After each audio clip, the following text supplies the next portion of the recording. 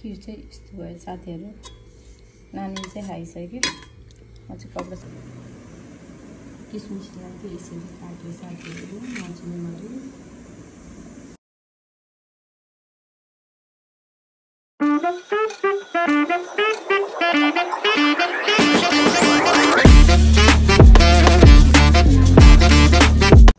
Hello साथीहरू, welcome to my another blog. म सन्जु छु। आई होप हजुरहरू सन्चै हुनुहुन्छ होला। आज चाहिँ म खिर बनाउँदैछु। छोरीले खिर खाने भनेर साथीहरू। थोरै यहाँ चाहिँ छ किसमिस, चामल, चिनी अनि यहाँ छ 3 लिटर दुध छ साथीहरू।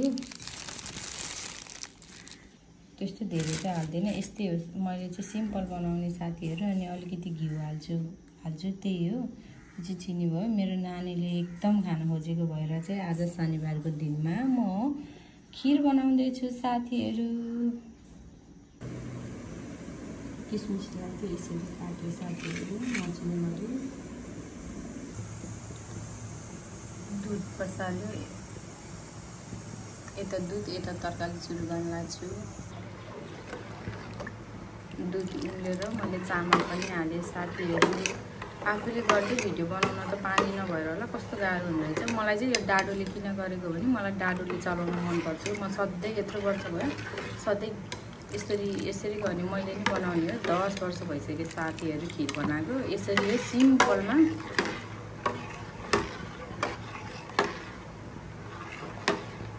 हजुरहरूले कसरी गर्नुहुन्छ, मैले चाहिँ यसरी नै गर्छु।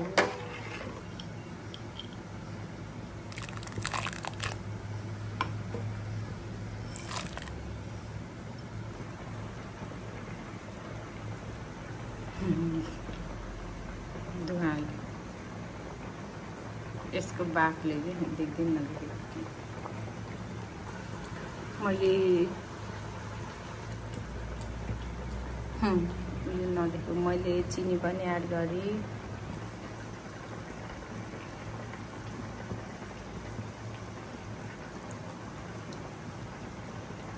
चिनी एड गरेँ। उम्लिँदैछ। खिर रेडी भयो साथीहरू। सिम्पलमा यसरी सधैँ यसरी नै बनाउँछु म। त्यस्तो बिग्रिन्छ त गर्दैन होइन साथीहरू। मेरो स्टाइल चाहिँ यही हो, सजिलो।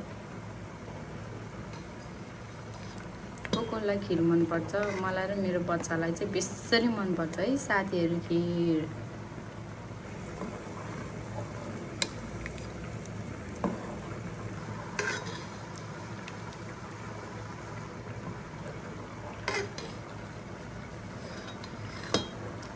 आफूले त केही नै नदेखेको क्यामेरा।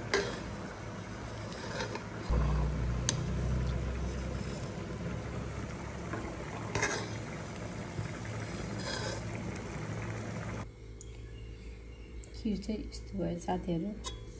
नानी चाहिँ खाइसक्यो। म चाहिँ कपडा सपडा धोएर आएको। हेर्नु यस्तो चामल ठिक्क थियो। फेरि बाबाले ड्याडीले के अरे चामल अलि थोरै भयो भनेर हालेको, यस्तो भयो। तर हेर्नु यस्तो सिम्पल छ साथीहरू। यही नै हो मेरो खिर बनाउने तरिका। हजुरहरूको सबैको आफआफ्नो हुन्छ नि त, छुट्टा छुट्टै हुन्छ। म चाहिँ त्यस्तो विधि केही पनि हाल्दिनँ। यही हो। नरिवलहरू चाहिँ नानीले किन हालेको होला भनेको थियो, र थोरै हालेको। यही हो साथीहरू। आज शनिबारको दिन खिर खाने अब एकछिनमा खाएँ भन्न आइन्छ। हे खिर तयार भयो। अहिले चाहिँ म यति चाख्न लाग्यो। नानीले चाहिँ खाइसक्यो। म चाहिँ सबैसँग खान्छु। मलाई खानेकुराहरू चाहिँ मेरो परिवारसँगै सबैजना भएको चाहिँ रमाइलो लाग्छ क्या। एक्लै खान मन पर्दैन। भिडियोको लागि चाहिँ टेस्ट गरेको क्या हजुरहरूलाई कस्तो भयो भनेर सुनाउनलाई।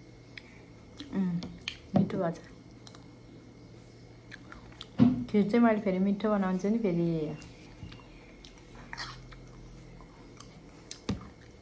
खाए ल।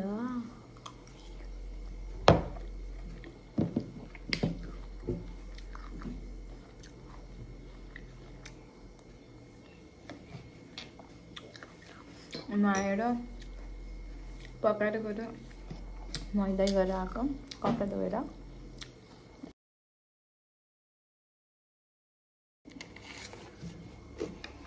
किचनमा भएर होला अलि अँधेरो भएको बत्ती चाहिँ बालेर साथीहरू मैले चाहिँ खाएँ एकदम मिठो भएको रहेछ चिनी चाहिँ हल्का कम भएछ मलाई चाहिँ चर्को मनपर्छ यही हो साथीहरू यस्तै छ आज शनिबारको दिन हो कोही बेलामा पहिला जस्तो रेगुलर भ्लग त आउँदैन साथीहरू यस्तै छ कामको बिजी यताउता गर्दा त्यस्तै गइरहेछ चितवनमा चाहिँ फेरि एकदम गर्मी छ हजुरहरुकोतिर कस्तो छ यहाँ चाहिँ एकदम गर्मी छ 3 बजेपछि चाहिँ एकदम पानी हावा हुरी आउने डाडाङ डुडुङ गर्ने त्यस्तो छ के यो चितवनको खबर चाहिँ साथीहरू हजुरहरुको चाहिँ कस्तो छ मलाई कमेन्ट गरिदिनु होला र भ्लग भएन हालेन भनेर मलाई अनसब्स्क्राइब नगर्दिनु होला प्लिज र सबैजनाले धेरै धेरै माया गरिदिनु होला लाइक शेयर कमेन्ट गरिदिनु होला सब्स्क्राइब पनि गर्नु भएकोलाई चाहिँ ठीक छ नगर्नु भएकोले गरिदिनु होला र गर्नु भएकोले आफ्नो साथीहरुलाई पनि भनिदिनु होला मैले अहिलेसम्म यति धेरै माया पाएको छु यसको लागि हजुरहरुलाई धेरै धेरै धन्यवाद बाइ